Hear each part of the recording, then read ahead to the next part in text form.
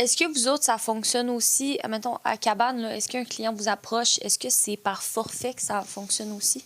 Bien, ce qui me faisait peur au début d'ADC, c'est que je fais moins de design.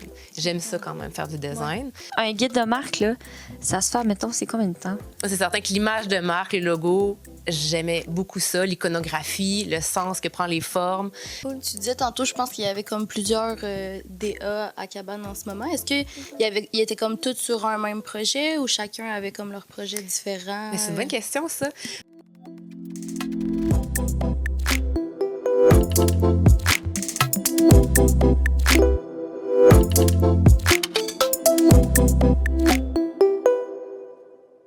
Allô tout le monde! Bienvenue à Underbrick, qui est le podcast des étudiants en design graphique de l'Université Laval. Aujourd'hui, on va parler de deux rôles vraiment clés dans le processus créatif. On va parler de la direction de création puis de la direction artistique. Fait que dans le fond, l'épisode d'aujourd'hui, ça va vraiment nous aider à en apprendre davantage sur ces deux postes-là, puis autant leur impact au niveau d'une équipe ou du design. Fait qu'on a la chance de parler avec Marie-Pierre Lemieux, qui a occupé ce rôle pendant plusieurs années. Fait que bonjour Marie-Pierre. Allô? Ça va bien? Oui, ça va très bien. Oui. Fait qu'on commence tout le temps par poser une petite question là, pour mettre en contexte tout le monde. Là. C'est quoi ton parcours là, de A à Z? Là? De A à Z? Non, je vais y aller peut-être G à Z. Là. Parfait, super. Mais, tu sais, j'habitais bien à Lévis. J'ai fait, à l'époque, ça s'appelait Art médiatique. Donc, c'est au cégep, ça s'appelait Art médiatique. Puis, il y avait des introductions, un paquet d'affaires au niveau, même de l'animation 3D, au niveau de l'affichage, du graphisme. Mais il y avait aussi photographie, sculpture, art, peinture. Fait que c'est vraiment mix. C'est très court. vaste, là. Puis bon, je savais pas trop encore vers quoi me tourner, mais je pensais le design, j'avais touché un peu à l'affichage, j'avais touché aussi à l'image 3D, que j'ai pas poursuivi du tout, mais je trouvais ça super intéressant. Alors, je suis allée au bac en design graphique, qui s'appelait le bac en communication graphique à ce moment-là. Donc, ça fait 19 ans déjà. Puis le bac, il a changé de nom pendant mes 3 ans, il a changé de nom pour devenir le bac en design graphique. Puis c'est comme ça que j'ai fini aussi sur mon certificat final. C'était ça. Puis, ben, tu sais, comme vous êtes entré dans ce parcours-là, on touche à un paquet de choses.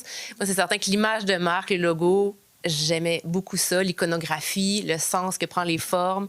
C'était vraiment balbutiement un peu. J'aimais beaucoup ça. J'aimais aussi tout le volet typographie qu'on effleurait un peu. Tu sais, j'aimais jouer avec la typographie, mais j'avais envie d'en créer aussi. Puis, il n'y avait pas de cours de création de typo à cette époque-là. Je crois qu'il n'y en a pas encore aujourd'hui. Je crois que non. Ouais. Peut-être ça s'en viendra. Ouais. Un souhait. Je lance ça dans l'air, mais un souhait. J'avais envie de travailler ça, puis j'ai travaillé... il y avait Nadine qui était là, je ne sais pas si vous la connaissez, qui est un prof. Elle était prof à cette époque-là. Alors, elle commençait à enseigner à cette époque-là. Okay. Puis j'avais eu un cours, il me semble, c'est projet personnel ou c'était un cours d'atelier où est-ce qu'on soumettait un projet puis on faisait ça toute la session, puis j'ai fait de la création de caractères typo. Puis j'ai beaucoup aimé ça, puis en une session, j'ai pas eu le temps assez d'explorer, j'avais envie de continuer. Puis j'étais allée vers la maîtrise. À l'époque aussi, il n'y avait pas de maîtrise en design graphique, il y avait une maîtrise, il me semble, en animation, puis tout ça, mais il n'y avait pas de maîtrise en design, puis j'étais allée en maîtrise en art visuel. OK. Mais j'ai fait du design en art visuel. J'avais quand même les mêmes cours, le même cursus que mes collègues en art visuel au niveau de la maîtrise, mais j'ai vraiment fait un mémoire sur la création de caractères typo. Puis... je travaillais aussi beaucoup avec les objets du quotidien. Je les transformais en lettres. Donc, j'ai travaillé là-dessus. Je suis allée aussi... ensuite, en fait... comment la connexion s'est faite avec le travail, là, parce que, tu sais, c'est après l'école, je suis quand même restée à la maîtrise, puis là, je voulais aller sur le marché du travail. À la maîtrise, on devait faire une expo. Puis, il fallait se trouver une salle d'exposition, puis exposer notre travail en art visuel. Moi, c'est de la typo. Et j'avais trouvé le Cercle, qui est, je ne sais pas si vous l'avez connu, c'est maintenant fermé. C'était vraiment un espace vraiment très cool, où est-ce qu'il y avait des spectacles de musique, où est-ce qu'il y avait... ça venait tout juste d'ouvrir, là, quand j'ai exposé là. C'était une salle de spectacle, une cuisine, il y avait un super restaurant, il y avait de l'importation de vin, il y avait des expositions partout dans les locaux. Je suis allée exposer là. Puis, ils m'ont engagée. Donc, c'était vraiment un peu l'amour qui s'est comme déclaré là. Je suis restée 7 ans au Cercle. Donc, dès le début de l'ouverture ou presque, parmi les 7 ans, puis j'ai fait un paquet d'affaires différents. Puis j'ai beaucoup touché l'image de marque de plein de sujets différents. Tu sais, on s'imagine que, bon, là, je travaille dans le spectacle, dans l'affiche, dans l'instantané, sur les flyers, sur la programmation musicale, sur les menus aussi, sur la prise de photos de la nourriture, tu sais, puis comment diffuser ce restaurant-là sur les réseaux sociaux qui étaient vraiment très nouveaux. Là. Nous, on a utilisé Facebook, puis on était dans les premiers restos à Québec qui utilisaient Facebook pour parler de son restaurant. Fait que c'est une autre époque que maintenant. Là. Okay. Facebook s'est rendu, on y va plus, là, tu sais. Mais à ce moment-là, c'était vraiment l'essor de ça. Puis les marques commençaient doucement à s'activer là-dessus. Okay. J'ai fait... avec le Cercle, il y avait des festivals de musique. Il y avait une compagnie d'importation de vin. On a fait l'image de marque de ça. Il y avait un jardin à l'île d'Orléans. Donc, on a fait, ça s'appelle le Cercle Maraîcher. On a fait le branding de ça. Il y avait beaucoup de collaborations avec plein d'entités au Cercle. Puis, à un moment donné, après 7 ans, j'ai tombé enceinte. Pas par hasard, on voulait. Donc, j'ai comme décidé, après mon congé de maternité, de quitter le Cercle parce que c'est une vie un peu effervescente, parce que c'est des spectacles presque à tous les soirs. Là, j'ai dû voir 300 spectacles au cours du temps. Fait que c'est un peu la folie de la restauration que vous connaissez, les filles. Là, vous en avez parlé tantôt. Fait que c'est ça. Puis, j'ai été approchée par Cabane à ce moment-là pour travailler dans l'agence. J'ai rencontré Simon, qui est toujours le directeur de l'agence, le propriétaire. Puis, je suis rentrée chez Cabane. Puis là, j'ai eu un parcours, plusieurs étapes aussi. Là. Puis là, ça touche un peu notre sujet d'aujourd'hui. Je suis rentrée designer. Tu sais, j'avais pas de poste de DA. Je suis vraiment rentrée designer senior. Ça a été assez rapide à me transformer mon poste en direction artistique. Puis après, bon, j'ai évolué là-dedans. J'ai fait plusieurs projets. J'ai eu le lead aussi, à un moment donné, de l'équipe design. J'étais encore DA. Puis doucement, ça s'est transformé en direction création, où est-ce que j'avais le lead DA, j'avais aussi des RH, puis un paquet d'autres tâches. Là. Fait que c'est un peu le parcours que j'ai fait. Un long parcours, finalement. Là. Mais c'est full intéressant. C'est vraiment un beau parcours. Ce qui est intéressant, je trouve, c'est que j'ai travaillé en entreprise pour un privé, que j'ai pu faire évoluer cette marque, la marque du Cercle à l'époque, avec toutes ces entités différentes. Puis j'ai aussi travaillé en agence. Puis en agence, c'est complètement différent. Le rythme est complètement différent. Puis je pense que c'est aussi exigeant les deux. C'est juste que le rythme est différent. Puis au niveau de l'agence, ce qui est intéressant, c'est que tu as un paquet de marques d'origine différentes. Donc, on apprend plein de sujets. C'est ça qui est trippant aussi. Là. Il y a vraiment des sujets différents selon les marques qu'on accompagne. Là. Bon. Ça peut. Non, mais pour vrai, c'est ça. C'est beau comme description de parcours. Un gros full complet. Finalement, c'était de A à Z. De A à Z, oui. Ça n'a pas commencé à G, là. C'est super. Mais pour un peu mettre en contexte, là, c'est quoi un DA? Puis c'est quoi un directeur de création, dans le fond? Probablement que, selon aussi les agences, ça peut différer. Là, je vais parler un peu de ce que moi, j'ai connu avec Cabane, parce que j'ai pas fait 8 agences. Je suis vraiment restée presque 10 ans chez Cabane. Donc, nous, comment on a fonctionné, c'est, quand tu arrives, je suis arrivée designer, j'ai rapidement été DA. Puis DA, c'est vraiment... c'est vraiment au niveau du design. On travaille vraiment concrètement la marque. On travaille la direction photo, on travaille la création, le design en tant que tel. Tandis que le directeur de création, si on veut, il est comme un peu un chef d'orchestre pour que tout aille bien. Il éteint souvent des feux. Des fois, on s'en rend pas compte, là, mais les DC éteignent souvent des feux, mais pas nécessairement juste au niveau du design, mais au niveau de l'équipe. Fait que, il est plus au-dessus de, pas au niveau hiérarchique, là, mais vraiment au-dessus des procédés. Fait qu'il travaille beaucoup avec les conseillers, les conseillères qui font la gestion des projets. S'assure que toute l'équipe a le temps, le bon aménagement, que tout le monde va travailler dans le bon moment dans leur projet. Fait que, on a des rédacteurs, on a des designers, on a des motion designers. Après ça, il peut y avoir aussi des photographes sur le projet. Il y a vraiment plusieurs personnes que que c'est le DC qui voit si tout fonctionne bien. Puis chaque collègue peut lever des flags, dire hey, ça marche pas. Fait que il faut comme trouver l'équilibre là-dedans. Puis il y a tout le lien aussi avec en tant que DC, il y a le lien avec le client. Je dis pas que le DA en a pas parce que rapidement il y en a, mais souvent en DC, on s'en va aux ateliers de marque. Je parle beaucoup de marque parce que c'est vraiment mon créneau. On va aux ateliers de marque, aux ateliers stratégiques. Fait qu'on réfléchit avec la stratégie aussi. Tu sais, c'est d'autres collègues que j'ai pas encore parlé, mais on réfléchit à la stratégie, comment faire cet atelier-là. Après ça, on va faire l'atelier avec le client. On récolte un peu tous les commentaires. Donc, le DC, la stratégie, le conseil, on wrap ça dans un brief. On peut aligner... Moi, j'aimais bien faire l'alignement mood board aussi. Parfois, on n'en faisait pas. Des fois, on n'en faisait plus parce que des fois, ça aligne trop. Ça aligne trop le client. Il y a des clients que ça ne marche pas, des mood boards aussi, mais on pourra en reparler. Ouais. Des clients que ça marche, des clients que ça ne marche pas. Donc, c'est vraiment... puis après ça, c'est d'amener la vision pour que la vision elle fonctionne dans toute l'équipe. Tu sais, c'est un peu le fil rouge qu'on tient, là, l'histoire dans tout ça. Là.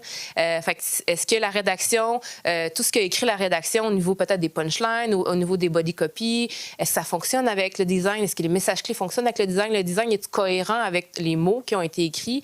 Ensuite, on s'en va dans le motion. Il faut garder cette vision-là, puis l'insight qu'on a décidé de faire au niveau de la marque, puis que ça soit cohérent partout dans tous les chemins.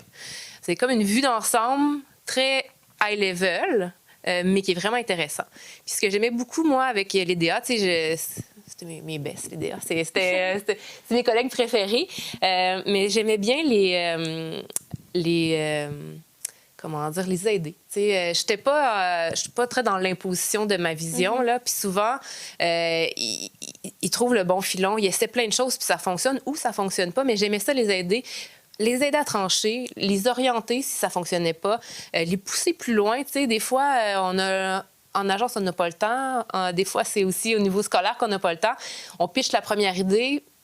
Des fois, ben, faut comme les challenger. J'aimais ça, les challenger, les pousser plus loin, mais dans la bienveillance, là, parce que il y a ça aussi qu'il faut. J'imagine qu'il y a des DC plus stricts, il y a des DC vraiment plus accompagneurs. Fait que tout est différent, là, mais c'est un peu ça que je faisais au niveau de la direction de création. Puis, ben, les DA, eux, c'est eux qui... Moi, à la fin, je faisais presque plus de design appliqué, là, de logo, de vraiment... C'était les DA qui le faisaient, sauf pour quelques petits projets chouchous là, que j'avais envie, là, ou que je pouvais plus choisir. Mais, tu sais, puis j'ai partagé aussi... j'avais quand même eu une bonne expertise au niveau de la direction photo. Puis les DA, chez Cabane, à l'époque, là, si je recule un peu, il n'y avait pas de temps travailler la direction photo. Fait que j'ai un peu... je les ai aidés à s'améliorer, puis j'ai passé un peu mon savoir. C'est ça que j'aimais beaucoup aussi là, dans tout ça, là, c'est de passer mes connaissances pour qu'ils deviennent vraiment bons, là, puis qu'ils possèdent plein de flèches différentes dans leur arc ou de cordes différentes dans leur arc. Je sais, je trouve. Ouais. C'est des flèches, je pense. Je sais pas. Des cordes à son arc? Des cordes à son arc, c'est ça. Oui, c'est ça. Ouais. Fait qu'en même temps, quand t'es sortie de l'école, là, est-ce que tu savais vraiment ce que tu voulais faire ou t'as comme un peu laissé l'expertise te guider comme quand t'es arrivée à Cabane? Est-ce que tu savais que tu voulais devenir DADC? Moi, je vais être très honnête, là, quand je suis sortie de l'école, je savais pas tout à fait c'était quoi un DA. Puis j'avais pas envie de devenir DA parce que je savais pas vraiment c'était quoi. Je savais c'était quoi designer graphique. Ouais. Fait que j'ai commencé comme ça, tu sais. Puis c'est quand je suis rentrée dans l'agence, tu sais, s'il y a ça aussi là, il y a un paquet de termes en agence que je connaissais pas. Puis très naivement, tu sais, dans mon premier meeting, on me parlait là, puis j'étais là, qu'est-ce qu'ils disent aux autres? Je fais quoi ici? Plein de mots en anglais. J'ai beaucoup de mots maintenant en anglais à cause de des kick-offs, des briefs, des touches, des whatever. Là, on parle énormément de termes jargon en anglais. Puis quand j'ai travaillé au cercle, on disait tout ça, mais d'une manière différente. Puis en agence, tu es confronté à la rapidité, tu es confronté à tous ces termes-là. Puis au poste aussi, là, on parlait de direction artistique, ben tu sais là j'ai vu c'était quoi un directeur artistique. À l'époque, on en avait qu'un seul quand j'ai commencé, qui était plus en publicité. Puis tu sais, j'ai pas levé ma main pour dire hey, moi je pense que je devrais être DA. On m'a comme proposé, tu sais aussi à un moment donné, tu sais selon on arrive avec notre expérience. J'imagine, il évalue si ça fonctionne pas, si le travail est de qualité, s'il y a une force, tout ça. Puis, tu sais, rapidement, on a proposé d'être DA. Donc, c'est un peu comme ça que ça s'est fait. J'avais pas une vision, je veux être directrice création ou je sais pas quoi, là, tu sais. Puis, dans le fond, as-tu préféré faire DA ou DC? Ou tu fais comme les deux en même temps? Ben, ce qui me faisait peur au début d'être DC, c'est que je fais moins de design. J'aime ça quand même, faire du design. Fait que j'ai hésité longtemps là, à faire le pas vraiment DC. Puis quand l'opportunité est arrivée, je trouvais, en fait, le mélange directeur artistique, tu es toujours en création, toujours en mode conception, toujours en train de faire des designs, de créer des marques ou de créer des campagnes publicitaires. C'est vraiment très, très actif, très conception, tandis que le DC, il y a beaucoup de gestion. Puis je me suis rendu compte que c'est équilibré quand même, de pas juste être dans la grosse, pour moi, à l'âge que j'étais rendue aussi, d'être juste dans la conception en continu. Je trouvais que ça faisait vraiment du bien de faire de la gestion puis de pouvoir quand même faire de la conception à travers ça. Fait que, tu sais, doucement, mon poste, quand je m'éloignais du DA, doucement, je faisais de moins en moins de design, ce qui me déplaisait pas au final. J'en ai toujours quand même fait un peu, comme des petits trucs bonbons, là, mais ouais. Puis ça doit changer, mettons, pour tout le monde, là, mais est-ce qu'il y a un parcours, mettons, un peu typique pour devenir DA ou DC ou... Bien, pour devenir DA, tu sais, ça prend un peu d'expérience. C'est assez rare qu'on sort de l'école puis on est DA direct. Mais par contre, ça peut se faire vraiment vite. Tu sais, on sort parce que tu dois avoir fait de la direction photo, puis de la direction photo professionnelle. Il faut quand même que tu saches comment gérer, puis comment leader un photographe, puis de l'orienter.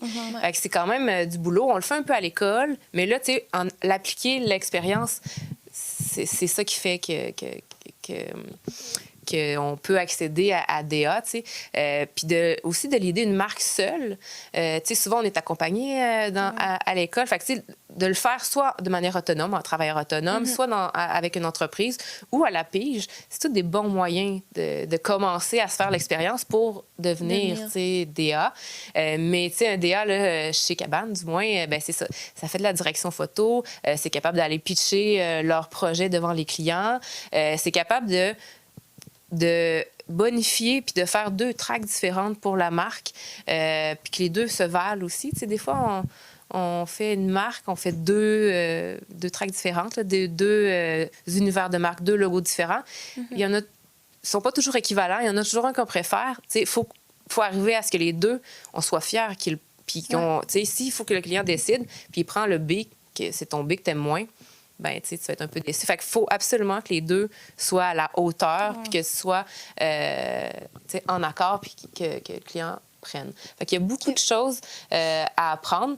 Mais je te dirais, en 1 an d'expérience terrain, on pourrait passer DA là, en agence facilement. Là.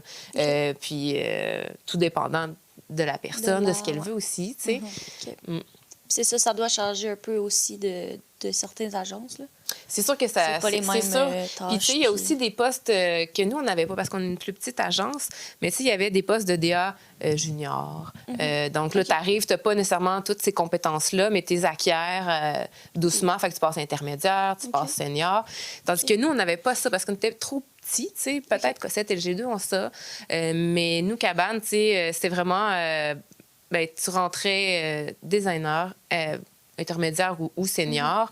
Après ça, tu avais le poste de DA. Fait que, on essayait de pas de mettre un mot intermédiaire ou junior à DA. Il fallait, quand tu ailles le poste de DA, que tu sois capable de tout faire au niveau du design de la marque ou de la campagne publicitaire. Là. Puis à Cabane, admettons qu'on fait un petit contexte, là. Cabane, c'est une agence. Puis ça fait combien de temps qu'elle a été créée, admettons? Qu'on fait un petit... Ça, je suis pas bonne, mais ça fait 15 ans, je crois. Oui, ça fait 15 ans l'année passée que Cabane existe, mais avant, Simon, que je vous ai parlé tantôt, qui était mon patron, avait Tremblay, l'Italien, qui était aussi une agence. Fait que ça s'est comme transformé en Cabane à un moment donné, comme ils ont fait un rebrand, ils ont renommé tout ça, Cabane avec un K. Nice. Donc ça fait 15 ans. Puis on est à peu près 25... 30. À une certaine époque, on était plus. On avait des bureaux à Montréal après le 2020 là, et le COVID et tout ça. On a continué un peu, puis ça fonctionnait moins. Fait qu'on a rétréci. On est à peu près 20-25, là, je pense. Ouais. À l'actif en ce moment, là, à peu près? Puis il y a plusieurs postes et en design, je vous en ai nommé. Là, on a des gens à la production aussi de design. C'est des designers seniors, mais ils font de la prod. Puis il y en a qui veulent faire de la prod. C'est très... dans notre tête, là, comme on est à l'école, on veut faire du design, on veut faire des grandes marques. La prod est un peu... c'est comme un peu mis de côté, mais c'est extrêmement recherché. Des gens en prod qui veulent faire de la prod. Il y en a très peu sur le marché.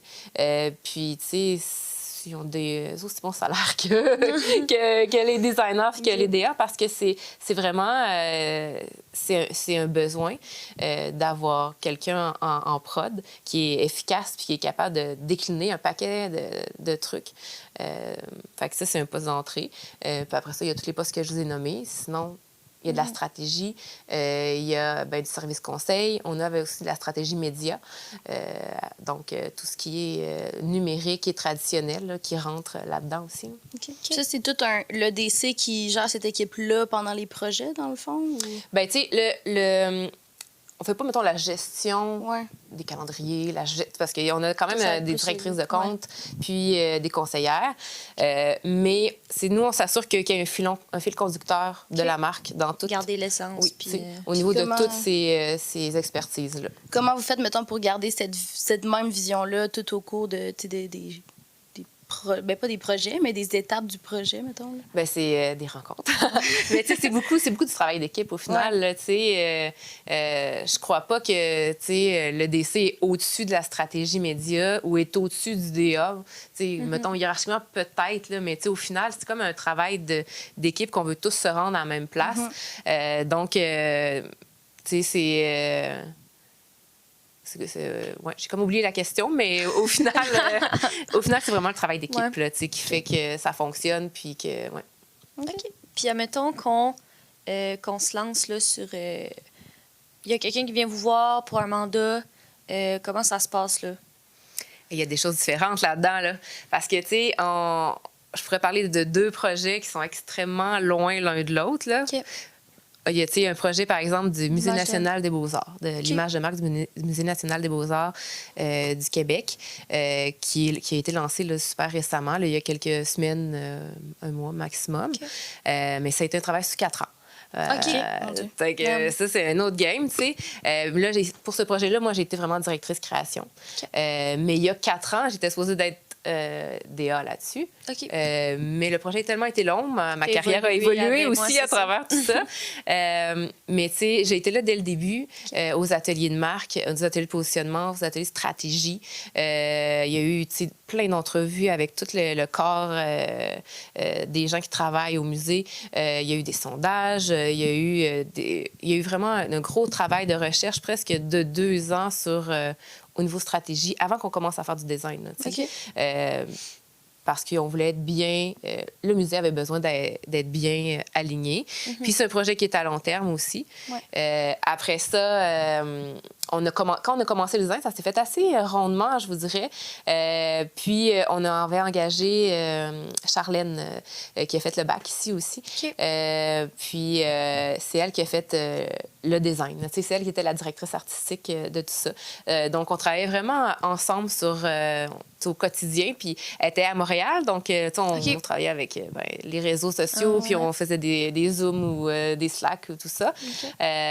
Puis on a travaillé à distance. On s'est jamais vu pratiquement dans l'année où est-ce qu'on a travaillé ensemble. On s'est vu au lancement, on s'est vu par après. Mais c'est ça. Fait que, tu sais, j'ai accompagné parce que j'avais la vision de la stratégie, j'avais la vision du client parce que je l'avais rencontré plusieurs fois. J'ai accompagné Charlène. Je la challengeais sur des affaires. Des fois, ça fonctionnait super bien. On a rebrassé plusieurs fois le design. Il y avait aussi des demandes clients, des changements clients. On réfléchissait ensemble à comment on pourrait amener ça puis l'aborder. Des fois, il y avait des problématiques qu'il fallait qu'on tienne notre bout aussi. Comment qu'on amène ça aux clients. On a travaillé beaucoup ensemble là-dessus. Okay. Puis sinon, autre projet qui est complètement différent, qui est peut-être un projet bonbon que j'ai eu, là, Makwa Amak. C'est un projet de restaurant de Première Nation qui est à Kakuna. Puis ça l'a pris à peu près 2 mois. Big Bang, tout était fait. Là, on a vraiment des grands projets. On vise, dans les agences, je pense qu'ils visent des grands projets. Des fois, il y a des petits projets bonbons comme ça, où est-ce qu'ils sont plus exploratoires, plus le côté artistique qui est un peu plus, qui est plus intéressant, ce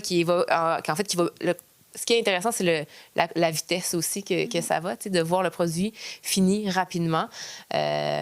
Puis, c'est vraiment, il y a de tout, Puis il y avait des grands projets aussi de... Je pense qu'Aban aimait bien avoir un grand client où est-ce qu'il pourrait faire et l'image de marque et les campagnes publicitaires. Okay. De vraiment avoir ces 2 volets-là. Souvent, ça peut être séparé, mais ce qui tend, c'est vraiment d'avoir ces 2-là, d'accompagner le client dans l'entièreté de tout ça. Okay. Comment vous faites avec Aban, comment vous faisiez pour jongler là, avec tous ces projets-là en même temps?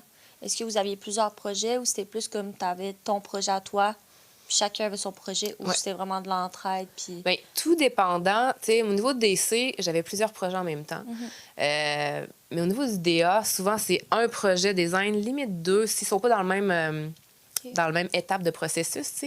Mais je pense que les DA, c'était vraiment un projet ou 2 en même temps. Plus, tu vois, il y a des trous, il y a des déclinaisons, de la prod aussi qui s'insèrent, mais les DA peuvent aussi faire de la prod à petite échelle des fois, ou des déclinaisons que ça leur tente de faire. Mais au niveau du DC, on pouvait avoir plusieurs projets, 6, 7, 8, tout dépendant, mais les projets ne sont pas aux mêmes étapes au même moment. Ça se gère quand même bien. Okay. Cool. Tu disais tantôt, je pense qu'il y avait comme plusieurs DA à Cabane en ce moment. Est-ce qu'ils étaient comme tous sur un même projet ou chacun avait comme leur projet différent? Mais c'est une bonne question, ça. Moi, ce que j'aimais là, le plus, c'était quand on avait un projet, j'étais la DC là-dessus, puis on pouvait prendre, puis des fois, on ne pouvait pas à cause du temps, à cause du budget ou whatever, mais on pouvait prendre 2 DA. Chacun faisait sa piste. Puis, ce que ça amène, c'est un peu une certaine sécurité parce que tu n'es pas la seule à pitcher sur le client. Et on a des visions différentes aussi qui s'amènent. Donc, tu sais, c'était vraiment là, le meilleur créneau, c'était ça, d'avoir 2 DA ou une DA puis un designer, parce que les designers aussi, ils pouvaient faire...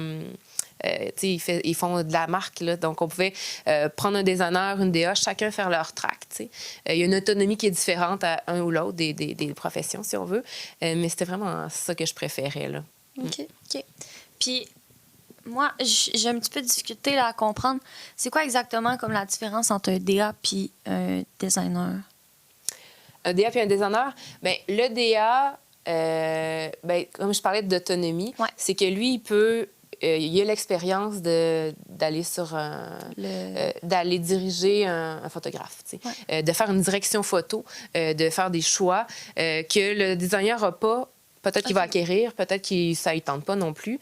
Il peut aussi, le DA va voir le client souvent. Il est beaucoup en contact client. Donc, des fois, il fait les mood boards. Tout dépendant. Là, nous, on se le partageait parce que des fois, j'aimais ça, des fois, je le donnais. Donc, le mood board, il est autonome sur toute sa pratique de graphiste, là, de designer. Okay. Là, tandis que le designer senior, il a besoin d'un peu plus de coaching. Il y en a qui veulent rester là, il y en a qui ne veulent pas en faire plus, il y en a qui ont envie d'apprendre pour être DA. Donc, ils ont besoin de plus d'insight, de plus de coaching, de plus d'accompagnement pour arriver au produit qui fonctionne bien. Okay. Mais l'idée, c'est que souvent, le designer, ça se transfère à DA. Okay. C'est comme... c'est le temps d'acquérir toutes les expériences d'une marque OK. pour aller DA. OK. Mais il n'y a pas que ça. Je comprends. Oui, Il oui. n'y a pas que l'objectif DA ou DC ou, tu sais, après ça, comme je dis, il y a la prod aussi. On a même des designers qui sont devenus chefs de prod après ça, OK. qui faisaient plus de design du tout, là, qui étaient plus dans la gestion. Tu sais, il y a comme... dans une agence, il y a plusieurs opportunités des fois là, qui est intéressantes ou encore, il y a des designers qui aiment beaucoup la rédaction. Donc là, tu sais, l'aspect d'écrire des punchlines, de tous les mots. Donc, s'il y a une force là-dedans, bien, ça peut être hybride aussi. Là. Puis, est-ce que tu pourrais un peu nous expliquer c'est quoi designer de prod, mettons? Pour quelqu'un Designer de prod. C'est ça? C'est designer de prod? Ben oui. Prod, ouais. Oui. Ben, souvent, c'est comme un poste d'entrée, là, où il y a des gens qui, comme je disais tantôt, qui aiment vraiment, tu sais, que c'est ça qu'ils veulent faire. Ils veulent pas créer des marques, ils veulent approfondir puis faire des déclinaisons, puis ils sont super bien là-dedans. Mais designer de prod, ben, c'est celui qui, comme je dis, il fait pas la marque, mais il reçoit une marque qui est faite, un guide de marque, si on veut, parce qu'il est fait aussi. Il peut le faire, par contre. Tu sais, souvent, le designer de prod peut faire le guide de marque en équipe avec le DA ou le DC. Puis là, ben, tout dépendant si c'est un brand ou si c'est une campagne de pub. Si c'est un brand, ben, il pourrait faire des dépliants. Il pourrait faire des flyers. Tu sais, le designer de prod est beaucoup plus occupé par la publicité, je te dirais, que par le branding. Puis, au niveau quand tu as une campagne de pub, ben là, il y a énormément de déclinaisons. C'est pour ça qu'il est plus occupé par la pub. Tu arrives avec les visuels moteurs de la publicité, la rédac, le style photo ou l'illustration, whatever ce que c'est. Puis là, ben, tu as des déclinaisons pour les réseaux sociaux, des micro-déclinaisons, Meta, des Google Display, des whatever. Puis, tu as des traditionnels aussi, des grands affichages à l'extérieur, des abribus, tout ça. Fait que, tu sais, il fait tout ça. OK. Puis chef de prod, c'est un peu comme DADC, ça gère un peu le fil conducteur du projet. Puis... Chef de prod, c'est comme, il fait pas de design, tu sais. Puis, en tout cas, pour chez Cabane, le chef de prod, il était pas lié à l'équipe création seulement. Okay. Il était lié à l'équipe... Il était comme au-dessus de l'équipe média, l'équipe création. C'est lui qui attribuait les to-do, le temps, qui s'assure du workflow. Que le rédac, il faut qu'il travaille à cette heure-là, puis le designer qui travaille à cette heure-là, s'ils travaillent ensemble, ça va bien. S'ils travaillent très séparés, c'est vraiment le workflow de toutes les équipes. Donc, la strate média qu'elle soit faite avant qu'on tombe en création d'une pièce. Donc, c'est vraiment... c'est ça son travail. Mais ce qu'on aimait, à une certaine époque, on avait une chef de prod qui était issue du design. Elle savait le temps que prenaient les choses. C'était hyper concret, hyper rapide. Elle pouvait fighter, tu sais. Puis même les chefs de prod qu'on a eus, ils fightaient un peu entre toutes les interéquipes pour le temps des ressources. C'est comme des gardiennes de beaucoup de choses, là. On a juste des femmes, là, à date, là, mais oui. OK. Puis, admettons, comment vous... Là, je me lance... Je sais pas si je vais être capable de poser des questions. Je sais pas si ça va faire du sens. Vas-y, je vais essayer de répondre. Dans le fond, quand que vous créez comme l'essence d'une marque, oui. Est-ce que, tantôt, tu disais là, qu'il y avait des fois, vous preniez 2 DA pour faire des projets, puis ils se lançaient sur 2 voies différentes. Oui. Est-ce que, dans le fond, comment qu'ils font... Comment ils font pour avoir le même brief à la base?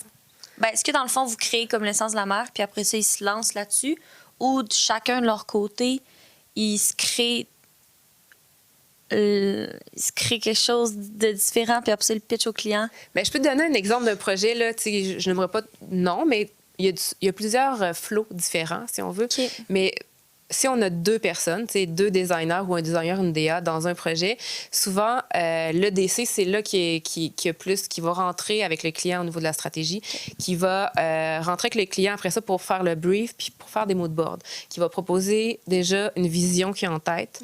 Ouais. Donc là, après ça, quand on va tomber en conception, ben, le DC va dire, OK, moi, j'ai parlé telle affaire au client, telle affaire au client. L'insight qu'on a trouvé, c'est ça. Donc, on va se diriger avec les visuels dans ça. Fait que, il y a une étape mood board qui n'est pas nécessairement dans la cour du designer, mais le designer peut quand même faire des mood boards plus pour lui, pour s'influencer, parce que tu pars d'une idée, après ça, chacun peut s'influencer du bord qu'il veut, tu sais. Mais parfois, il y a des projets où est-ce que j'étais DC, où est-ce que là, j'avais un seul DA qui faisait 2 tracks, bien, à ce moment-là, tu sais, il pouvait faire le mood board, il pouvait faire... certaines fois, ils étaient intégrés à l'atelier stratégique de positionnement aussi pour que déjà, ils entendent parler du client, de son projet, pour qu'il se mette un peu dans la peau, pour qu'il emmagasine le plus de stock possible pour faire tu sais, le design de tout ça. Fait que tout dépendant des clients, de la grosseur, il y a des flots différents. Tu nous parlais de mood board tantôt. Tout à l'heure. Quoi que, ça marchait pas pour tout le monde, pour tous les clients. Non, bien, je pense que des mood boards, on peut s'en faire souvent pour nous. Ça nous aide. Mais il y a des voies différentes. Là. Il y a des agences qui aiment ça proposer des mood boards. On en proposait certaines fois, des fois, on n'en proposait pas. Puis, il y a des clients qui font ça fonctionne, il y a des clients que ça fonctionne pas. Tu sais, j'ai déjà montré un mood board à une compagnie de skidoo. Puis je peux te dire qu'ils ne comprenaient absolument rien. C'était pas leur langage. C'était pas du tout la compétence. Ils n'étaient pas capables de se projeter. Puis c'est bien correct. C'est pas ça leur expertise. Fait que il y a des clients que ça sert à rien. Puis on le sent rapidement dans un atelier de marque. Si on peut y aller, si on ne peut pas y aller. Je pense que des clients plus culturels sont déjà capables de se projeter. Il y a quand même puis, tu sais, il y a des clients aussi, même ingénieurs sont capables de se projeter aussi. Ça dépend de la personnalité des clients. L'autre affaire, c'est que des fois, quand on propose un mood board, le client, il s'attend à ce que ce soit ça. Des fois, c'est le contraire. Il est trop capable de se projeter. Donc là, lui, il s'attend à voir, OK, mais là, tu m'as montré tel type de logo, tel type de couleur. Puis là, on est trop collé. Le client est trop collé avec ce qu'il a vu. Donc, ça peut nous bloquer dans la création après. Fait que c'est... Des fois, souvent, on n'en montrait plus, ou presque plus de mood board. Vous en faites plus pour vous. Oui, c'est ça. Pour se donner tu sais, un peu du jus créatif. Mais pour les clients, des fois, ça peut être touché. OK. Puis là, mettons, comment projeter ça aux clients, dans le fond, l'essence de la marque sans mood board, admettons? Bien, c'est beaucoup les éléments de stratégie là, qui font ça. Il y a le positionnement de la marque, ses valeurs qui sont déterminées. Nous, on fait un brief avec tout ça. Après ça, on trouve aussi une signature de marque si on a besoin, des messages clés. Puis, tout ça, tous ces mots-là, pour nous, c'est une traduction visuelle. Puis, souvent, le client n'a pas besoin de voir à quoi sa marque va ressembler avant de la voir pour vrai.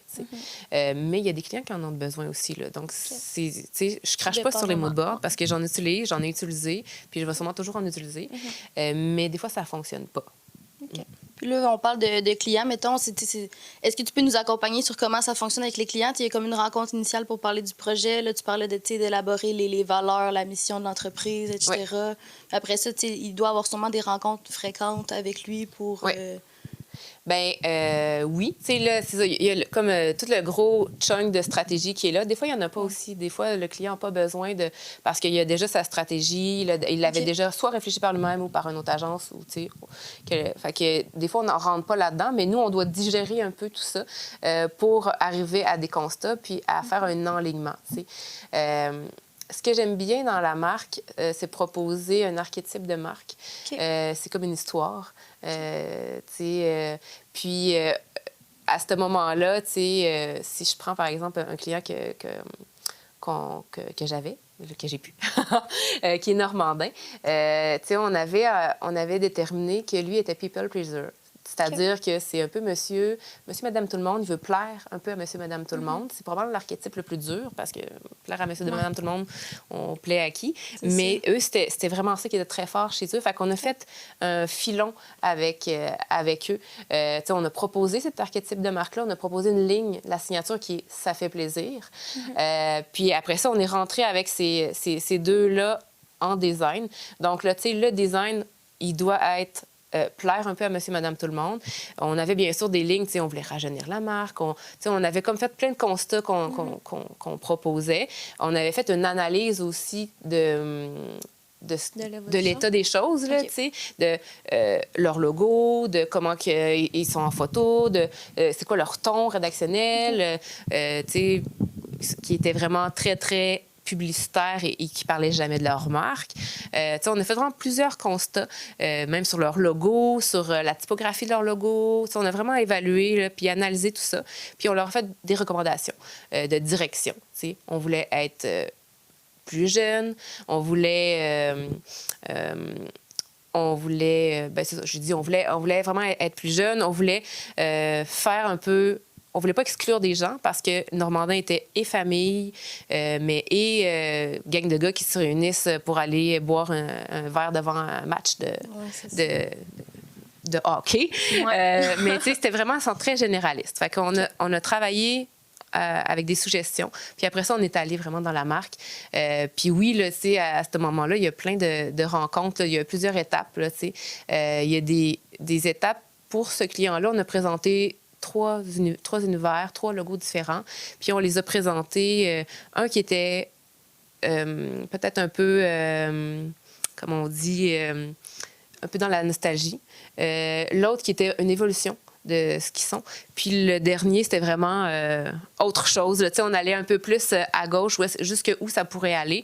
Puis ils sont allés vers l'évolution, qui n'était pas une mauvaise chose pour eux parce qu'ils veulent pas déplaire. Puis probablement que c'est ce qui a été gagnant dans ce projet-là, c'est que ce logo-là a plu, a pas fait de tollé sur les médias sociaux.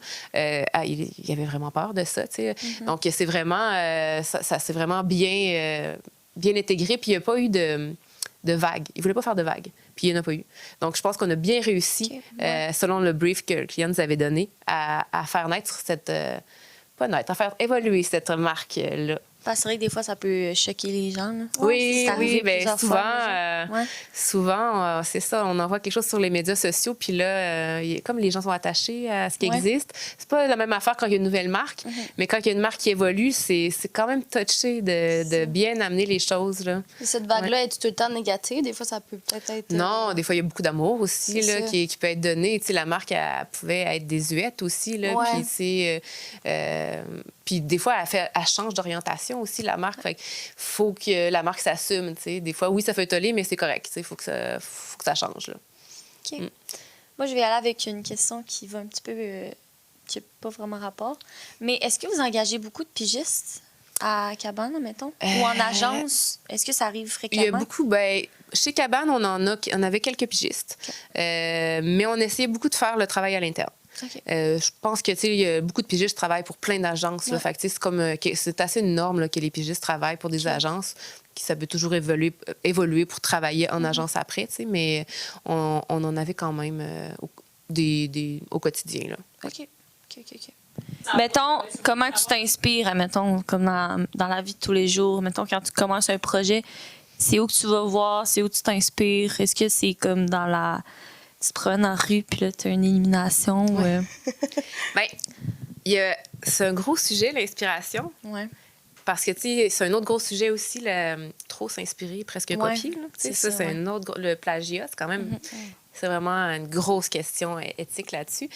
Mais, mettons, à mon quotidien, je suis inscrite à plein d'infolettes que je peux pas venir me dropper parce que j'oublie tous les noms. Je pourrais faire une liste. Je vais faire une liste si je mets ça. Mais je reçois plein d'infolettes au niveau de la publicité, au niveau des brands, au niveau de qu'est-ce qui sort partout. Okay. Fait que je reste informée. Je fais une veille quotidienne, pas nécessairement pour un projet, mais au quotidien, je fais une veille de plein de choses qui arrivent au niveau publicité puis au niveau branding. Fait que ça reste dans ma tête nécessairement. Puis après ça, si on a un projet particulier, mais mettons, je prends le projet Makwamek, il faut le bien prononcer, Makwamek. Ce projet-là, il y avait comme de la recherche à faire. Fait que, c'est pas d'aller s'inspirer sur Beyoncé, de qu'est-ce qu'on fait au niveau des Premières Nations, c'est vraiment de s'inspirer de c'est quoi cette communauté-là. C'était les Wolastoqey, la communauté culture Wolastoqey. Donc, mais qu'est-ce que c'est ça? Parce que moi, je connaissais, les Inuits, je connaissais un peu les Wendat, mais je connaissais pas les Wolastoqey. Fait que je suis vraiment allée m'inspirer de eux. Je suis allée chercher qu'est-ce qu'ils font au niveau culturel, qu'est-ce qu'ils mangent, c'est quoi leur habitude d'artisanat aussi. Tu sais, je suis allée chercher... L'artisanat, c'est vraiment un beau... une belle pogne, je trouve, pour une marque, d'aller voir ce qu'ils font au niveau de leur métier traditionnel, si on veut. Après ça, ben c'est ça, sur leur culture, je suis allée voir des trucs très anciens dans les archives pour voir à l'époque c'était quoi, aussi par où sont passés, tu sais, parce qu'il y a le passage qui est quand même plus délicat aussi avec les Premières Nations, avec les arrivants de la Nouvelle-France ou je sais pas trop. Fait que, tu sais, il y a comme tout ça là, qu'il faut être au courant de ça. Fait qu'il y a beaucoup un mode recherche sur le client. T'sais, là, je parle de Macoamoc, mais ça pourrait être n'importe quel client. Après ça, il faut aussi voir la compétition. Là, c'était des compétiteurs de restauration que je suis allée chercher. Mais la compétition, à quoi ça ressemble, comment ils parlent. Puis c'est pas juste visuel. Là, c'est vraiment aussi le ton qu'ils utilisent, comment ils se positionnent. Parce que, on doit avoir le positionnement en tête, l'insight, la petite chose unique à ce restaurant, il faut l'avoir en tête tout le temps. Puis c'est pas nécessairement visuel. C'est vraiment le pourquoi interne de la marque à faire. Il faut vraiment le garder en tête. Fait que grosse recherche, là, vraiment de fond sur plein d'aspects différents. Puis après ça, je pense que pour ce projet-là, je suis pas nécessairement allée dans un mood board parce que j'avais déjà plein de matériel graphique issu de cette culture-là qui m'a fait travailler naturellement. Fait que j'étais allée voir des motifs de telle affaire sur... il faisait du tissage ou il faisait du... je me rappelle pas comment on dit ça, mais il faisait de la paille tressée, du tressage. Oui, c'est ça, du tissage, du tressage. Fait que je suis vraiment allée m'imprégner un peu de ça. Puis je les ai traduits graphiquement. Puis c'est ce que j'ai fait pour le logo de cette marque-là. Après ça, il y a la direction photo. Là. Moi, j'aime beaucoup la direction photo. J'en ai parlé plusieurs fois. Mais pour la restauration, c'est vraiment... Il faut comme avoir une direction photo un peu unique. Donc, oui, on doit regarder, savoir ce qui se fait, mais comment on met la marque dans la photo, pour qu'elle soit unique, puis pas sentir que quand on voit la photo, OK, mais c'est vraiment ce restaurant-là, ça marche avec les couleurs, ça marche avec, encore là, le pourquoi des choses. Fait que nous, on est allé vraiment sur le terroir, sur le territoire, parce qu'ils empruntaient les oursins, il y avait beaucoup d'abouffe d'oursins, fait que, on mettait en contexte la mer et le plat. On a fait vraiment des dualités de territoire puis de plat dans leur direction photo, si on veut. Après ça, les couleurs, c'est la même chose. Les couleurs, je suis pas allée chercher des palettes de couleurs trendy, sur Pinterest. Je suis allée encore dans mes recherches, je suis allée regarder, OK, j'ai vu des motifs, j'ai vu les couleurs aussi. Je suis allée faire aussi, je fais un parallèle, mais je suis allée faire une recherche sur tous les logos des Premières Nations, de Wolastoqey, des organismes. Puis là, je les ai mis sur une page, puis c'est vraiment très, très coloré. Mais il y avait quand même des couleurs qui ressortaient. Le bleu était important pour eux. Fait que ça, c'était une couleur de base que je voulais utiliser. Puis après ça, j'étais allée vraiment avec la cuisine qu'ils font. Il y avait souvent des crevettes, des poissons de la mer. Fait un petit rosé qui vient de là. Fait que j'ai inventé un peu la palette de couleurs à partir des ingrédients que j'ai fait, ou d'où j'ai fait ma recherche. Fait que de s'inspirer vraiment de la culture puis un peu de chaque projet là, en même temps, puis l'histoire de la marque, j'imagine. Oui. OK. Puis, tu sais, ça arrive des projets que je fais des mood boards aussi. Là. Pour celui-là, je pense que j'en ai pas fait, mais ça arrive des fois qu'on a besoin d'un petit peu plus d'inspiration. Mais comme là, c'est là jusqu'où on va, tu sais. Parce que oui, on peut s'inspirer d'une palette de couleurs, mais si c'est la traduction de ce qu'on a trouvé sur le web, c'est dans notre projet, c'est une copie. Si le logo, les formes qu'on a trouvé intéressantes dans une marque, puis là, jusqu'où on va pour les transformer, puis est-ce que ça colle à la marque au final? Fait qu'il y a ça là, on est chanceux parce qu'on a beaucoup, beaucoup d'influences de partout, les Behance ou les Pinterest ou le IA aussi. Là. On est vraiment dans un mode de consommation de plein de choses, mais il faut faire attention à pas pas copier, tu sais, à pas faire du plagiat. Ça peut arriver que des choses se ressemblent. Puis, tu sais, qu'un truc aux Pays-Bas s'est fait, puis on a fait un truc au Québec, ça se ressemble. Ça peut arriver que c'est des synchronicités, mais c'est ça. Il y a comme c'est assez. C'est touchy. C'est touchy, le plagiat, l'inspiration, tu sais. Mais, tu sais, je pense qu'au final, il faut s'influencer du client. Chaque client a sa saveur. Puis, je pense que partir d'une recherche sur le client, c'est comme profondément, ça va nous alimenter. Là. Okay. Est-ce que, sûrement que les recherches doivent changer selon le client? Tu sais, un client qui a beaucoup d'historique, comme ce que tu viens de nous parler, mettons, les recherches doivent être beaucoup plus longues, approfondies qu'un client qui commence ou que, je sais pas, le... Oui, bien, c'est certain, là, tu sais...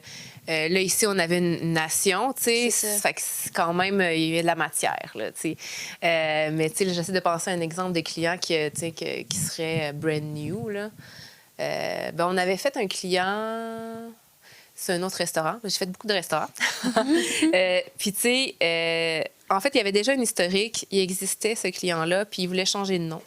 Donc là, il y avait aussi une étape de renaming qu'on n'a pas discuté encore, mais tu sais, il y avait une étape de renaming au niveau de la rédaction.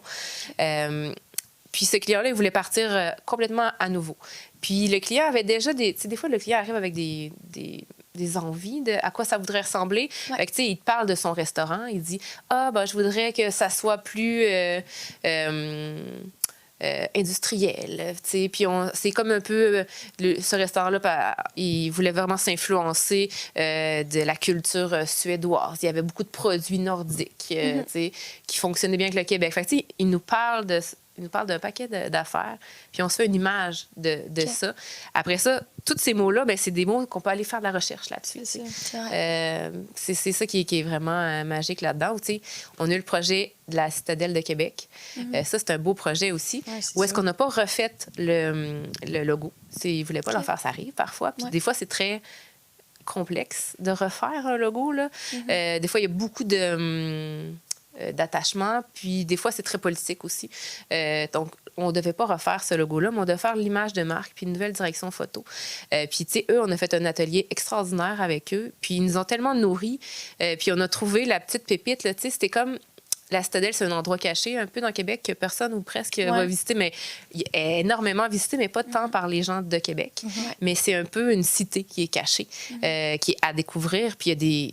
C'est patrimonial, il y a des briques, il y a plein d'endroits très mystérieux. Puis on se sent un peu ailleurs quand on va visiter ça. Fait qu'on est vraiment, en fait, tout axé sur la cité cachée. Tu sais. Puis là, c'est ça qu'on a trouvé dans cet atelier de marque-là avec le client. Puis là, ben, c'était notre unique, là, c'est notre petite pépite. J'ai dit pépite, j'ai ça, ce mot-là. Je veux pas dire ça. Effacez ça. Coupé. Compris, Steven? On va dire une fête, c'est mieux. Ou, c'était vraiment notre petit fil rouge, c'était ça. Puis, tu sais, on a fait la direction photo avec ça. On a mis les couleurs, c'était vraiment axé sur ça. Fait que, tu sais, on garde notre petite chose unique, là, puis on essaie que tout se colle avec ça. La rédaction, c'était la même chose. Fait que, tu sais, c'est comme, on revient un peu au DC, là, de savoir qu'est-ce qui est unique à. Puis là, c'est que chaque personne le comprenne bien, chaque intervenant le comprenne bien, jusqu'au motion design, jusqu'à, tu sais, à la direction photo, à tout ça. OK. Avant de parler de renaming, là, dans le fond, nous autres, on a eu un cours qu'on a fait la marque, puis on avait fait des études de concurrence. Oui. Est-ce que vous faites ça à chaque client ou c'est pas mal comme tout dépendamment des années? Puis ça dépend du budget client. OK. Tu sais, parfois, le client, comme j'ai dit, veut de la stratégie. Fait que ça inclut la recherche de concurrents, mais il y a deux types de recherche de concurrents. Tu sais, au niveau de la stratégie, c'est beaucoup sur le positionnement. Comment ces concurrents-là se positionnent dans le marché, puis comment notre marque, va se positionner. Tu sais. Entre autres, il y a beaucoup d'autres choses, tu sais. Mais tandis que, mettons, au niveau du design, nous, on veut voir comment les autres marques parlent graphiquement pour s'éloigner aussi de ça. Fait que, tu sais, on fait à quelque part deux recherches au niveau de la concurrence pour deux raisons différentes, tu sais, qui sont bénéfiques. Mais des fois, on n'a pas le budget pour faire ça aussi. Des fois, la stratégie est faite, donc on n'a pas ça, mais c'est au designer, au directeur artistique ou au DC, là, selon le process qui est pris, de faire cette recherche-là. Tu sais, moi, je l'ai fait souvent. Fait que c'était à l'étape de quand je partageais la vision que l'équipe avait d'un mandat, que je partageais ça au DA, ben je leur ramenais la concurrence. Je pourrais l'amener un mood board ou non. Des fois, c'était dans la cour du DA aussi, tu sais, parce que les étapes étaient différentes. Puis le DA faisait un peu la recherche de la concurrence là, aussi. OK. Ah, cool. Donc, tu sais, c'est très organique, là. C'est pas une grande ligne droite. Ça Non, s'entremêle c'est ça, ouais. beaucoup, là, ces deux postes-là, tu sais. Puis probablement, j'avais des rôles de DA quand j'étais DC. Puis quand j'étais DA, j'avais des rôles de DC, tu sais, qui m'ont fait évoluer à ça. Fait que c'est vraiment très Ça s'entrecroise. organique. Puis c'est vraiment un travail de... C'est bien cliché de dire que c'est un travail d'équipe, Ouais. là, mais... Puis des fois, je pense que vous avez beaucoup de travaux d'équipe, Ouais. mais ça vous forge à ce que ça va être plus tard, là, tu sais. Ouais. Parce que si vous travaillez soit dans une entreprise ou soit dans une agence, mais c'est complètement en collaboration tout le temps, tout le temps, tout le temps, tout le temps. Là. Fait qu'il faut comme jouer avec toutes les personnalités. Puis c'est sûr que quand on est dans une agence, ben tout le monde est à sa place aussi, Ouais. tout le monde est bon, puis puis ça fonctionne bien, tu sais. Fait que, Puis, est-ce que vous autres, ça fonctionne aussi, mettons, à Cabane, là, est-ce qu'un client vous approche, est-ce que c'est par forfait que ça fonctionne aussi? Ou... ça, c'était moi ma tasse de thé. Les Ouais. budgets, ben, tu sais, la vente, en fait. Ouais. Là. Mais on a certains... La plupart du temps, c'est un genre de... Packaging. Un package, un Ouais. forfait, comme tu le Ok. dis. Tu sais, puis au niveau des ventes, ils ont évalué tous les besoins. Puis, Ok. tu sais, ils ont décortiqué et ventilé tout ce que le client a besoin. Il y a un prix au fin de ça. Ok. Il peut y avoir des banques d'heures supplémentaires aussi en ajout, tu sais. Fait que souvent, c'est comme ça. Ok. Mais il y a des clients plus grands clients et anciens aussi, qui fonctionnent aussi à l'heure. Ok. Parce qu'ils ont tout le temps des projets en route, puis c'est comme pas... tu sais, une marque, c'est souvent in and out. Tu sais, tu l'as fait, puis après ça, ben il y a une équipe interne qui fait la suite. Tu sais. Mais il y a des clients très longs qui sont annuels, là, que ben, c'est au quotidien. Il y a toujours des... Tu sais, je pense à Normandin, on a eu Shaker, on avait Sprint, on avait Wakubi. Tu sais, c'est des clients là, qui commencent avec un forfait puis qui peut se transformer aussi à l'heure. Là. Tu sais, j'imagine quand on est travailleur autonome, ça peut être Ouais. tu sais, on peut faire un forfait. Après ça, tu sais, il y a toujours la possibilité de faire des banques d'heures pour poursuivre le travail. Tu sais, on aime ça poursuivre une marque. Des fois, on la laisse aller. C'est un peu... en agence, c'est souvent ça. Tu sais, on fait une marque, puis on la laisse aller après. Là, parce que le musée, c'est ça. Tu sais. Le musée des beaux-arts... on n'a pas parlé de beaucoup de guides de marque, là, mais tu sais, Ouais. le musée des beaux-arts, on a fait Charlène, elle a fait un guide de marque majestueux, je pense. Il y avait 180 pages là-dedans, mais elle devait tout réfléchir comment va aller la marque parce que c'était à l'interne qui font le design. OK. Et si, par exemple, là, LG2 a fait une campagne pub avec ça, ben ce guide de marque-là doit être envoyé à transmis, LG2 puis, pour qu'ils comprennent tout ce qu'on peut faire au niveau de la marque, du design. Tu sais. Donc, les guides de marque, là, c'est vraiment le fun à faire, je vous dis. C'est le fun? C'est vraiment le fun. Moi, j'aimais beaucoup ça. Ça a l'air très Mais c'est long. très complexe, Ouais. tu sais. Ouais. Mais en même temps, c'est que tu réfléchis à comment toute ta marque Tout. peut vivre sur plein de canevas différents, dans toutes ses couleurs, dans tous les mix qu'il peut avoir. C'est un beau travail, mais Ok. c'est quand même ardu, mais c'est un beau travail. Ouais. Puis après ça, le guide de marque, dans le fond, il est transmis à la compagnie, au client. Oui. Puis après ça, les clients, ils ont des graphistes à l'interne. Ben, Ou encore là, tout ça dépendamment? dépend. Tu sais, Ouais. Comme le musée, ben, tu sais, ils ont une équipe à l'interne pour faire ça. Il y a une Ok. équipe de communication puis de design. Parfois, on envoie, tu sais, on a eu les violons du roi, par exemple.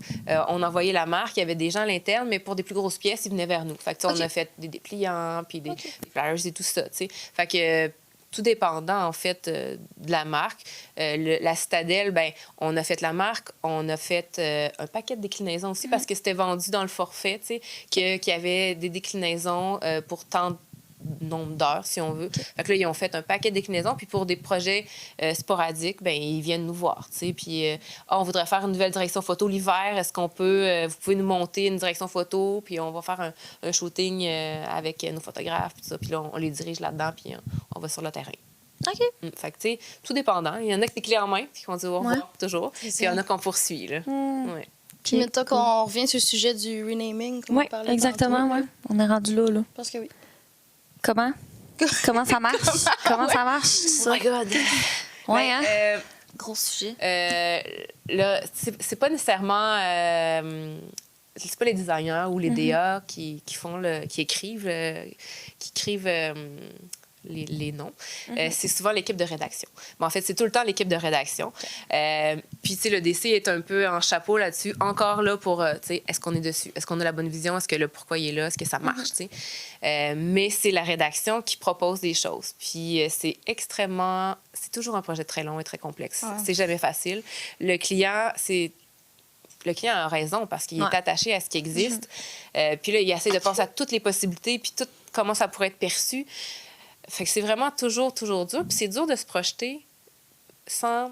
Souvent, le naming est fait sans design. Tu sais, on ne pitche pas un nom avec le design fait parce que... Ça serait bien trop long. Ça n'a pas de sens, tu sais, parce que le nom va influencer le design. Si on change le nom, tout pète, tu sais. C'est ça. Fait que c'est vraiment ardu. Il y a souvent des rondes de correction là-dedans. On essaie un peu, des fois, là, tout dépendant l'ampleur du projet, on essaie d'avoir un peu de niveau de conception, de dire, OK, la marque, ça va ressembler un peu à quoi? Quel genre de photo pour se projeter, pour que le client se projette avec le nom. Mais on va jamais dans le design parce que sinon, on grugerait nos heures, tu sais, ça n'aurait pas de bon sens. Mais c'est vraiment, vraiment, vraiment ardu, le naming, là. Le client est attaché à beaucoup de choses. Ouais. Puis après ça, ben, tu sais, avant de proposer quoi que ce soit aussi, il faut faire des recherches de tout ce qui existe là, au niveau des droits, puis des lois, puis parce qu'il y a déjà des noms qui sont utilisés avec du copywriting. Fait qu'il y a comme des grosses recherches sur chaque affaire pour voir si c'est pas déjà utilisé dans n'importe quel international. Fait que c'est vraiment une grosse affaire complexe. OK. Fait que ce que je voulais savoir, moi, en fait, c'est que ça doit arriver que les clients veulent s'en aller dans un chemin complètement différent que où est-ce que, mettons, la marque devrait aller, entre guillemets, selon vous, puis selon l'essence de la marque, tout ça. Comment vous faites pour essayer de comme, le ramener? Le rediriger. Oui, le rediriger, oui. Bien, ça aussi, c'est quand même un beau sujet. On essaie de faire un peu de... en amont, avant de présenter quoi que ce soit, tu sais, on parle de la marque. Puis c'est pour ça que le positionnement puis la stratégie est importante. Parce qu'on peut toujours se rattacher à ça, tu sais. Si le client a dit, puis il a endossé le positionnement qu'on a fait, donc on doit aller vers telle direction, ça influence le design, bien, si là, il voit le design, puis pour lui, c'est pas du tout ça, il y a peut-être un niveau personnel là-dedans. Fait que, tu sais, on informe déjà les clients, il faut que vous vous mettez dans la position de votre marque. Souvent, c'est une équipe, fait que c'est plus facile. Tu sais, quand c'est une personne toute seule, quand c'est une trop grosse équipe, c'est aussi le bordel, là. Mais, mais tu sais, quand ils sont 2, 3 à prendre une décision, ils prennent plus une décision commune. Quand il y a une personne, mais c'est sa propre vision. Et des fois, il y a le côté personnel et opinion et goût qui rentrent en ligne de compte. Mais il faut toujours... On peut pas faire table rase de ça. C'est le client, tu proposes quelque chose, puis c'est complètement pas ça qu'il voulait, mais il va jamais l'endosser. Puis, tu sais, fait qu'il faut comme être un peu dans la bienveillance là-dedans, faut être un peu dans l'empathie, puis être à l'écoute, mais trouver le moyen de... C'est comme tu dis, il faut ramener ça sur la bonne track. Puis c'est la stratégie qui va faire qu'on va être capable de dire, OK, on a quand même dit ça de la marque, on a dit ça de la marque, on l'a tous endossé. Puis si on s'en va là, on n'est pas dessus. Tu vas pas arriver à tes fins. Fait que, tu sais, il y a vraiment... C'est comme notre levier, là. C'est pour ça que c'est important. Je pense aussi que les designers, les DA ou les DC, c'est pas des stratèges, mais ils devraient l'être de plus en plus. Puis je pense qu'ils deviennent de plus en plus parce qu'un DA, ça fait de la stratégie à l'échelle qui en fait, mais ils doivent être capables de toujours se ramener à la strate pour dire, ben non, c'est exactement ça, tu sais, c'est pas juste du beau que je fais, c'est bon, c'est du bon, tu sais, c'est du fonction, ça marche, là. Fait que c'est comme ça notre levier, là. Tu sais, on s'entend les clients, ceux qui ont les derniers mots, sûrement. Est-ce que ça vous est déjà arrivé que finalement, vous n'avez pas nécessairement réussi à le rediriger puis qu'il est allé complètement ailleurs, vous avez dû comme tout refaire dans sa nouvelle vision, dans le fond? Pas... j'essaie de penser. Tu sais, c'est arrivé des clients que... Pas tant que ça, là, qu'on a dû tout refaire. C'est arrivé, mais souvent, je trouvais que s'il y avait des commentaires clients sur des projets, tu sais, on a fait 2 avenues. Des fois, il y avait des choses dans certaines. Des fois, il y avait des choses dans l'autre. On voulait pas faire de crocolion, tu sais, de Frankenstein, de 2 marques qui fonctionnent pas ensemble. Mais tu sais, il faut comme prendre un pas de recul. faut écouter. Il faut dire pourquoi il dit ça. Parce que si le client, il dit un commentaire, ben c'est pas... c'est lui qui connaît sa marque. C'est lui qui connaît, en fait, son produit ou, tu sais, ce qu'il vend. Fait que c'est vraiment important de l'écouter puis de trouver le moyen d'atteindre ta stratégie, mais d'essayer d'aller un peu, tu sais, de comprendre pourquoi il dit ça. Puis si tu démontres... tu sais, si tu fais évoluer la marque avec le client, ça va être une marque bien plus forte. Parce que le client, il va avoir participé à sa marque aussi. C'est pas juste la vision du designer, c'est pas juste la vision de la stratégie. Il va participer. Tu sais, s'il endosse la stratégie, puis là, on travaille ensemble, je pense que ça fait des meilleurs projets. Tu sais, encore, là. Tu sais, on fait évoluer notre vision de designer ou de DA. On la fait évoluer avec le client. Puis c'est là que je trouve qu'on touche à genre un bon projet. Là. Quand il y a vraiment un travail de client puis d'équipe création ensemble. C'est rare qu'on propose quelque chose complètement juste en créa, puis qu'il n'y ait pas d'input client. Il faut qu'il y en ait tout au long du projet, pas juste au mood board ou à la stratégie. Il faut qu'il y en ait aussi à la conception. Fait que c'est comme les meilleurs travails, je pense, c'est vraiment la relation client puis conception. Là, fait que direction photo, tantôt tu parlais que fallait comprendre l'essence de la photo avec la marque, dans le fond. Là. Qu'on fallait reconnaître la marque dans la direction photo. Oui. Comment vous faites ça? Est-ce que c'est aussi comme un planning que vous... Bien, c'est un gros travail, la direction photo. Puis, tu sais, de la rattacher encore à la stratégie, c'est là qu'on vient trouver comment faire. Tu sais. Là, tantôt, je vous parlais de Maquamoc, où est-ce qu'on a travaillé le terroir puis l'assiette. Au niveau de la direction photo de l'assiette, ben, on voulait intégrer un peu les couleurs de la marque. On a intégré, tu sais, on a comme réfléchi à qu'est-ce que c'est au niveau des contrastes, qu'est-ce que c'est les couleurs, qu'est-ce qu'on voit au niveau, tu sais, des props ou des, je sais pas comment dire en français, ou des, tu sais, au niveau de ce qui est autour de l'assiette, tu sais, on conçoit la direction photo en accord vraiment avec notre insight, tu sais, notre marque. Puis c'est important, c'est comme un gros travail de recherche, là, tu sais, puis il faut connaître faut faire vraiment beaucoup de recherche photographique, puis voir qu'est-ce qui pourrait coller à cette marque-là, puis qu'est-ce qu'on peut amener de différent aussi, tu sais, dans la marque. Tu sais, pour Normandin, on a fait quelque chose de complètement différent, là. Eux, c'était très accessible, très famille, très... ils voulaient vraiment avoir les plus jeunes, tu sais, on parle du 25-30. On voulait être plus pop un peu, à quelque part, très assumé, très bold. Fait que, tu sais, là, on est allé vers des couleurs de la marque en fond, tu sais, avec de la photographie, avec des plats, tu sais. Puis là, c'était des fonds de couleurs puis des plats qui étaient avec des contrastes très, très... Tu sais, c'était tout le côté du art... l'art des ombres, là, tu sais. Donc là, c'est très, très contrasté au niveau des ombres. Puis, tu sais, c'est partout, tu sais.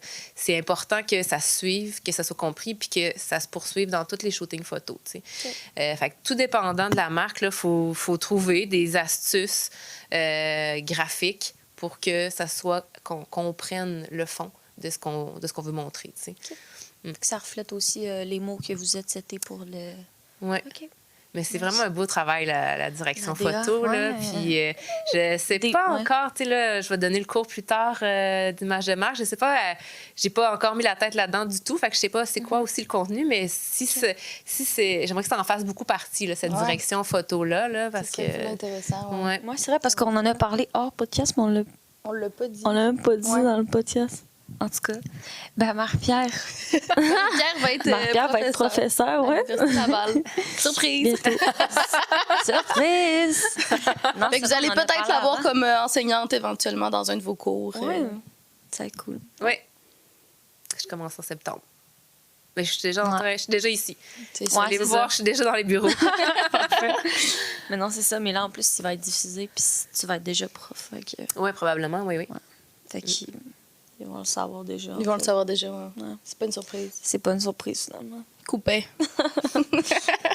Bon, ben, on avait-tu d'autres questions? Ben moi, j'en aurais juste une. Mettons que un étudiant ou un jeune designer voudrait devenir DA ou DC. Est-ce que tu aurais comme des conseils à leur donner? Ouais, pas mal ça. Oui, Ça vient avec l'expérience, hein, c'est ça. Ouais. Ben,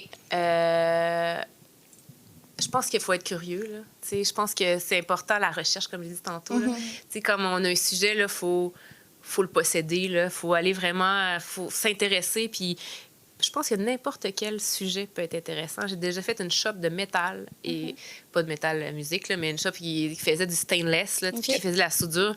Puis on a trouvé un petit filon historique. Là, tu sais, chaque projet, chaque sujet a quelque chose d'intéressant. Il faut l'approfondir.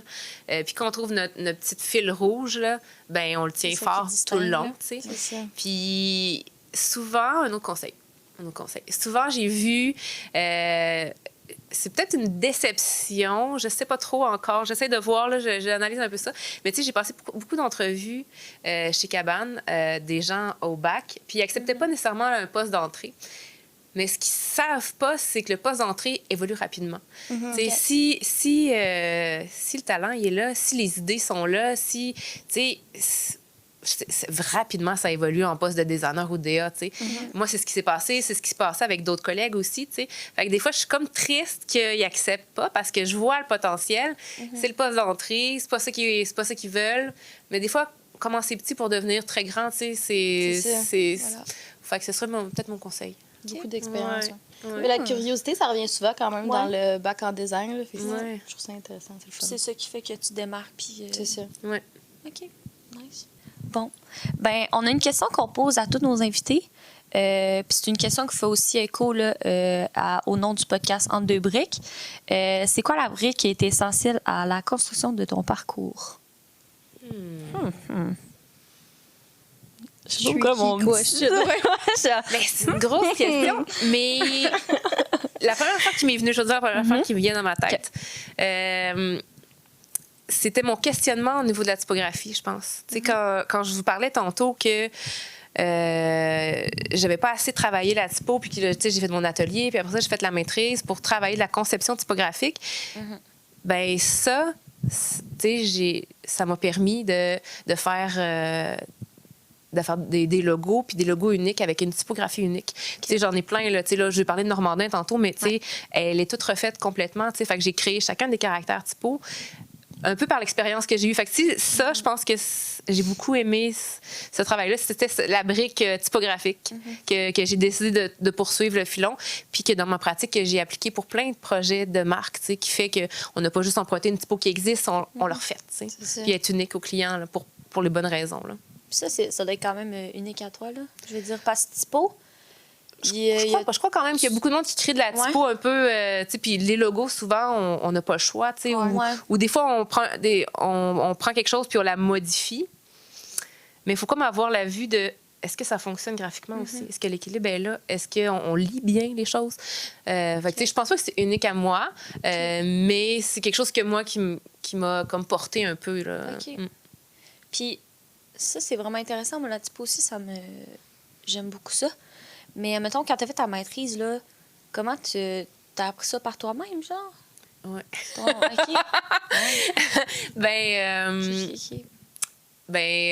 En fait, j'étais avec Nadine. C'est Nadine qui était comme ma directrice de maîtrise. Fait que, on a beaucoup échangé à ce moment-là. J'ai lu beaucoup. À la maîtrise, il y a beaucoup de lectures aussi, là, plus philosophiques, puis sur l'expérimentation, sur la typographie modulaire. Fait que, il y a beaucoup d'écrits et de lectures qu'on ne fait pas nécessairement au bac. Là, moi, j'avais peu lu au bac. Puis à la maîtrise, j'ai beaucoup lu. Fait que, c'est ça, ça a été un peu fait custom, là, si on veut, cette maîtrise-là, parce que c'est une maîtrise en art, parce que ça n'existait pas tout à fait une maîtrise en design comme moi je l'entendais. Puis ce qui est intéressant, c'est que j'ai pu la faire aussi. Je devais faire un mémoire, là, donc là, je me rappelle plus combien ça contient de pages, mais c'est comme un bon document. Donc, il fallait que je me crée mon histoire moi-même, puis qu'est-ce que j'allais présenter? Je présentais un expo, fait que, là, il fallait qu'on se pose une question fondamentale au début de cette maîtrise-là, qu'est-ce qu'on veut développer, qu'est-ce qu'on veut solutionner, qu'est-ce qu'on veut explorer. Donc, c'est vraiment un peu très autodidacte. Là, c'est vraiment... à ce moment-là, c'était ça. Ouais, surtout que aujourd'hui, c'est complètement différent. Il y a plein de cadres, puis j'imagine, j'ai pas encore étudié tout ça, mais c'est beaucoup plus construit puis réfléchi. Mais moi, c'était vraiment fait très custom. Là, puis comme je l'entendais, comme on l'a construit aussi avec ma directrice de maîtrise. Puis sur ton papier, mettons, de maîtrise, c'est-tu art visuel que c'est écrit? Oui, art visuel. Puis oui. as-tu ton choix, mettons, typo? Je pense que oui. Je ne sais plus. Je l'ai pas loin, là, mais je sais pas. Je pense que mon sujet de maîtrise devait être écrit, mais je me rappelle pas. OK. Puis une petite question vite comme ça. Un guide de marque, là, ça se fait, mettons, c'est combien de temps? Mettons, tu dis 680 pages, à dire tu travailles là-dessus pendant comme 2 semaines, genre? Ou celui-là, c'est probablement en plus. C'est sûr qu'il y a un bon... facilement 2 semaines de tout faire une cohérence là-dedans, mais après ça, il y a des échanges avec le client puis des ajustements. Ça, c'est un giga guide de marque. Il y en a que le client a besoin juste d'un guide de marque simple aussi.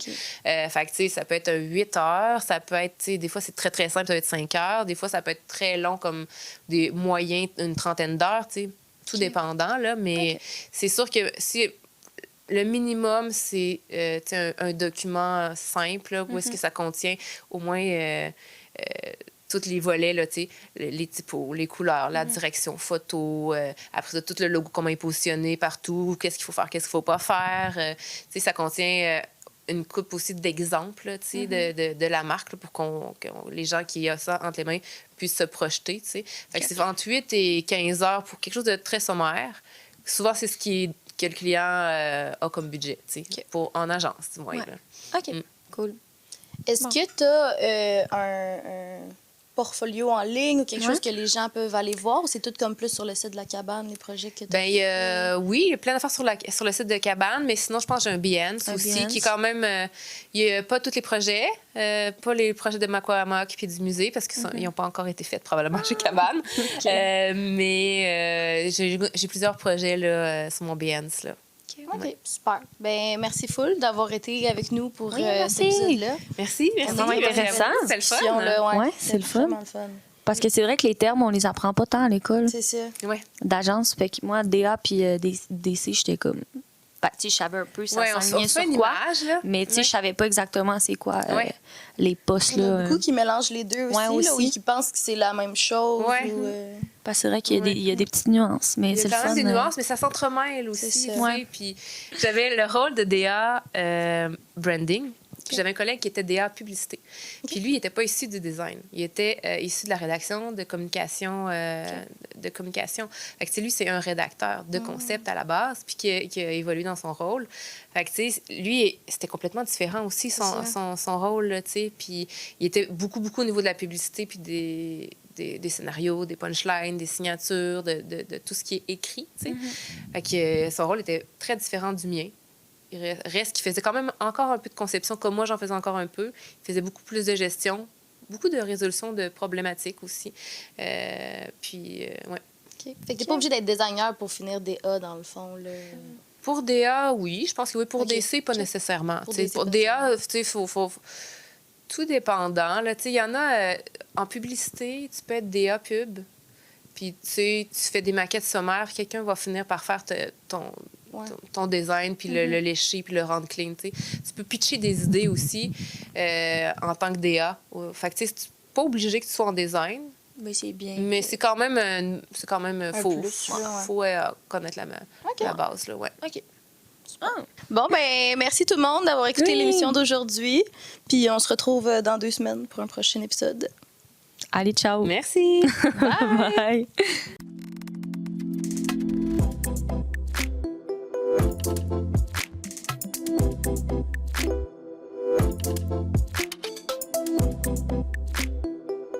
Bye.